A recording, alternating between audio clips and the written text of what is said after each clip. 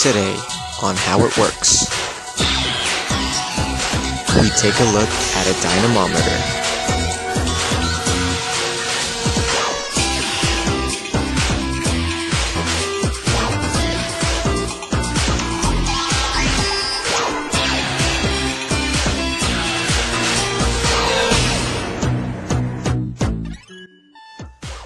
A dynamometer, or dyno for short, is a system that measures force, torque, or power of a motor.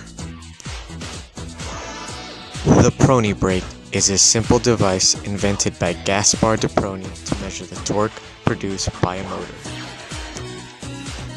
This is done by wrapping a cord or belt around the shaft of a motor and measuring the force transferred from the shaft to the belt through friction. The chassis dynamometer is another type of dyno where the automobile is rolled on top of the dynamometer. Power is transferred from the motor to the gearbox to the wheels and to the dynamometer.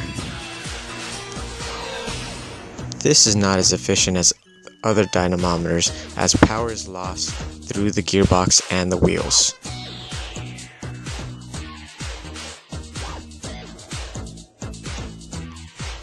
In an engine dynamometer, an engine is directly hooked up to the dynamometer via the drive shaft.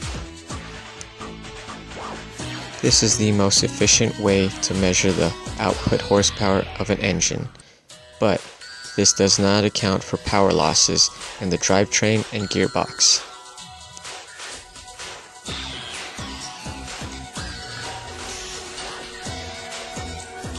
Today, we'll see CSULA's graduate students take on the engine dynamometer and how it works. First, let's take a look at the components of CSULA's dynamometer. The structure. The motor mount. The motor. The motor pulley.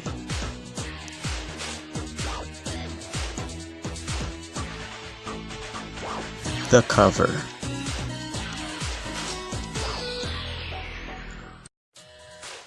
The spindle pulley. The V-belt.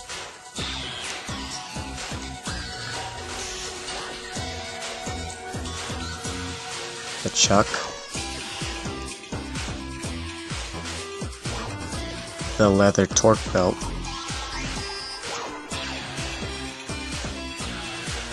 Force gauges,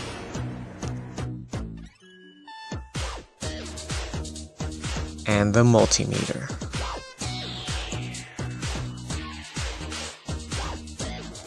Now let's see how it works. First, safety is needed, so safety glasses are put on.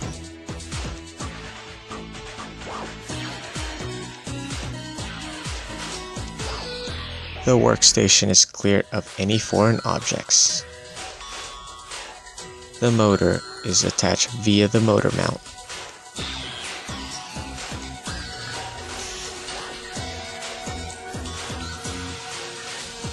The cover is then opened. The pulley is then slid onto the shaft.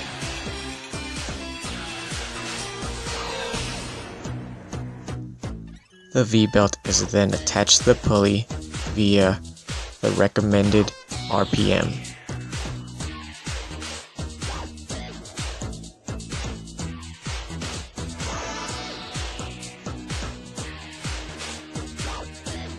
And tightened down with a set screw.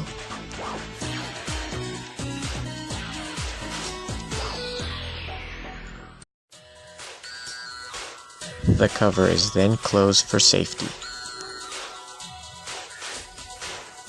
A load is then put on the chuck via adjusting the knobs on the force gauge.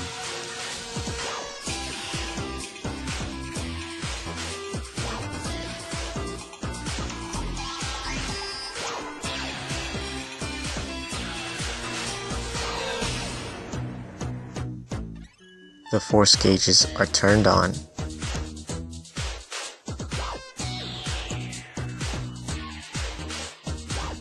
the units are selected. In this case, we decide to use pounds.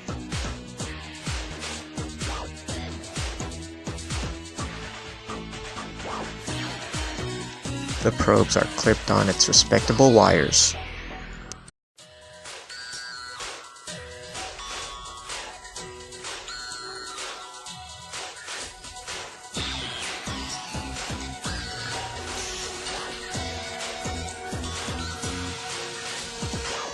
The multimeter is then turned on.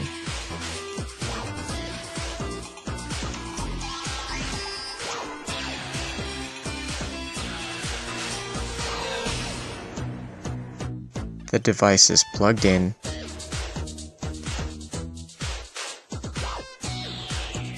and the dynamometer is turned on.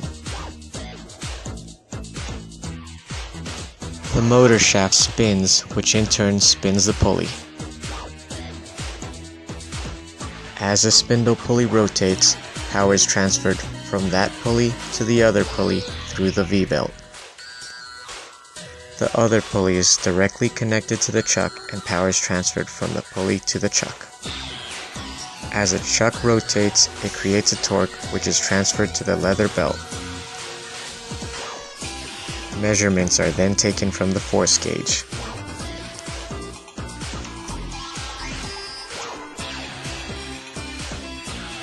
Measurements are also taken from the multimeter.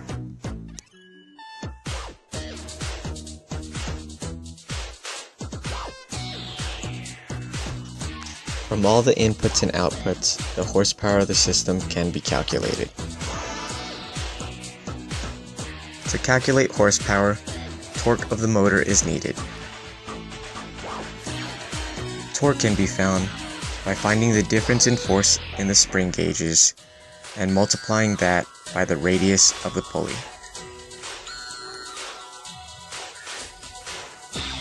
Now that torque is found, horsepower of the system can be found.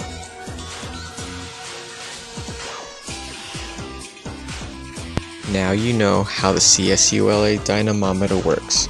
We've gone over the components of the dynamometer as well as how it works.